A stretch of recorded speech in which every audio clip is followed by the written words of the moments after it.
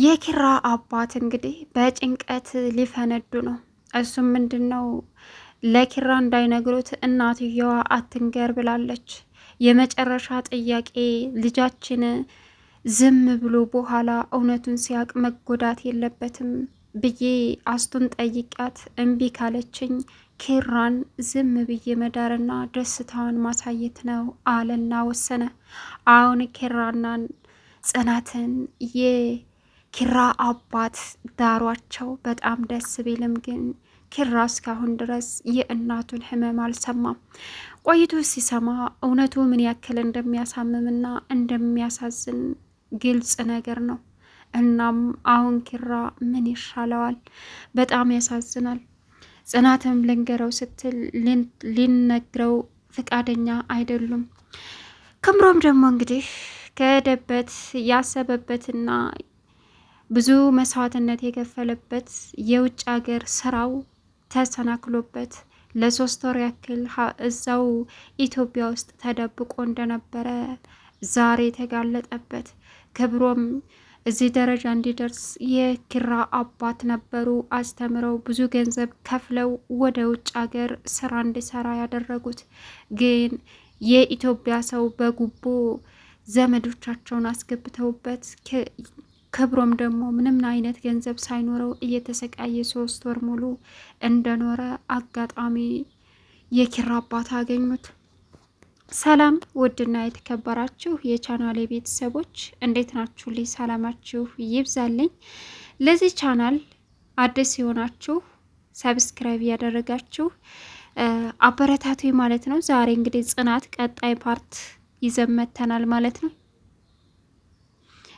እናም ጽናትና ኪራ መጋባታቸው እጅግ ደስ ቢለንም የማይቀር ነገር ነው። ግን ደግሞ አሁን ላይ የኪራ እናት ለኪራ መነገር የለበትም ብላ እውነቱን እንደሸፋፎነችና በዛው በውሳኔዋ እንደጠናች ናት። ኪራ ደውሎ እናቱን ሲጠይቃት እናትየዋ ደግሞ ህመም ላይ ናት። እናም አሁን እጅግ በጣም አሳሰበው። ሲደውልና ሲያወራት ትስላለች። እናቴ ምን ሆነሽ ነው ሲላትም ትንሽ ጉንፋን ይዞኝ ነው አለች። አይ ሐኪም ቤት መሄድ አለብሽ፣ በቃ አያቴን ወንድሞቼ ያስታማት፣ ካልሆነ ግን አንቺንን የመጥቼ ወስድሻለሁ አለ። እናም እሷ ደግሞ ደህና ነኝ አለችው። እንደዛ በሚያወራ ሰዓት የኪራ አባት በሩን ከፍተው ሲገቡ ጎረምሳው አሉት። አቤት አባዬ አለ። እሺ ምን እያረክ ነው ሲለውም ስልክ እያወራሁ እናቴን እያወራዋን ነበር፣ ግን እማማት አልመሰለኝ አለ። ማን ነገረ አሉት የኪራ አባት ደንግጠው። እርሱም አረ ማንም አባ፣ ደውዬላት እኮ አሁን እያሳላት ነው፣ ካልሆነ እኔ ሄጄ ላምጣት እንዴ አለ። አይ እኔ አስመጣታለሁ፣ አንተ ችግር የለውም፣ አሁን ሳሎና ቱሉና ምሳ እንብላ አለው። እሺ በማለት ኪራም ወደ ሳሎን አቀና። እንግዲህ ጽናቷ ምግብ ሰርታ ደስ በሚል ሁኔታ በሉ። 2 ሰሃን አቅርባ ዝም ብላ ቆመች። ከዛም ለመሄድም ወሰነች። ወዴት ነው አሏት። ወደ ክችን። ምን ነው አለች። አሁን የልጄ ሚስት ነሽ፣ ልጄ ነሽ፣ ቁጭ ብለን ከኛ ጋር ነው የምትበዩ አሏት። እዛ ቁጭ ብላ መብላት ጀመሩ። ኪራ እንግዲህ ከሷ ቀድሞ አባቱን ሊያበላት ሊያጎርስ ሲል የኪራ አባትን ይንተውና ለሷ ጉርስ አሉት። ለአባቱ የሰነዘረውን ጉርሻ ለጽናት አጎረሰ። በጣም ታቅሟ በላይ ነበረ። እንዴ ልታሳንቃት ነው እንዴ አሉት። ከዛ እኮ የህፃን ልጅ ጉርሻ የህፃን ልጅ ጭንቅላት አስመሰልከው እኮ አለችው። አባትየውም ይህንንም ምን ላስተምርህ አሉት። ከዛም እየቀነሰ ማጉረስ ጀመረ። ደስ የሚል ላይፍ ነበረ። በስተመጨረሻ እንግዲህ ሰኒም ስራዋ ረፍዶባት እንግዲህ አለቃ እንደሚያሰቃያትና ችግር እንደሚፈጥርባትም በተረት ገለጸችና እየሮጠች ሄደች። የሆነች ጓደኛም ደውላ ነይ ስትላት አይ እኔም አልመጣም ከስራ በኋላ እነመሩ ቤት ሄዳለሁ አለች። መሩና ናሆማ ደግሞ በጣም ተጨንቀዋል። ናሆማ ኦፍ ብሎ እመሩ ላይ ተነፈሰባት። መሩ ደግሞ ምንን አልናማ አለችው።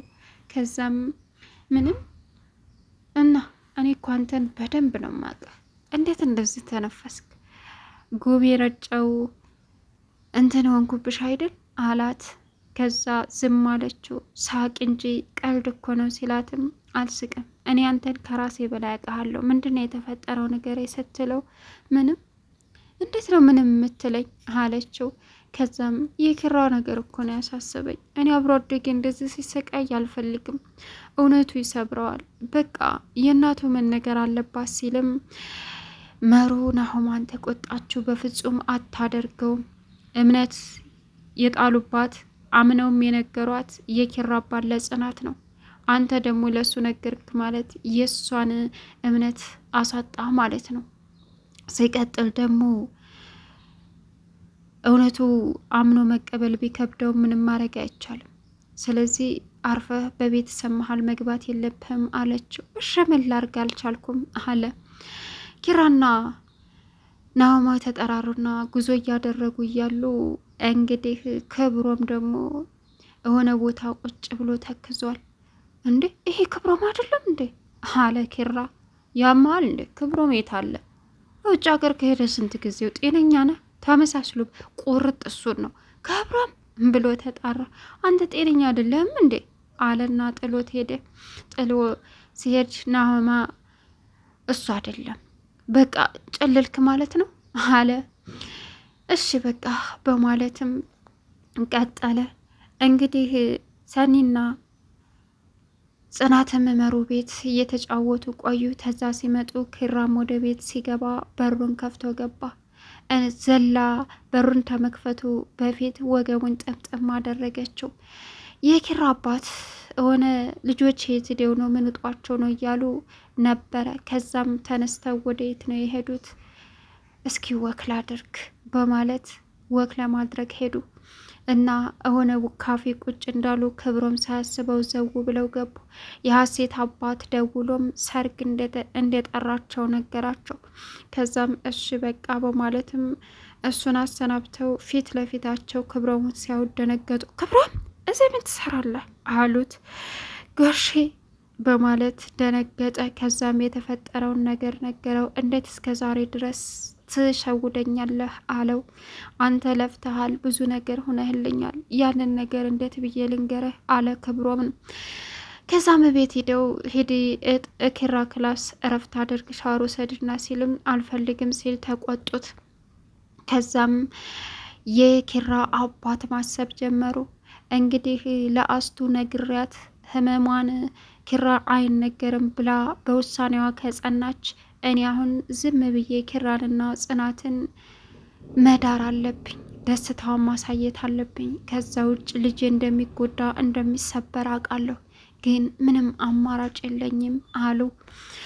እናም ክብሮም እዛ ገብቶ ቁጭ ብሎ ኪራ ሄደ። ደነገጠ ሲያው። ለምንድን ነው ዛሬ ይህን ሰውዬ በፊት ለፊት የሚያሳይ? ፈጣሪ ሆይ በስመ አብ አለና ሲያየው አይኑን አሽቶ ኪራ ነው ክብሮም ነው። ደነገጠ ኪራ። አንተ እዚህ ምን ትሰራለህ ሲለው ልክ ነህ ምንም ማለት የኢትዮጵያ ውስጥ አለው።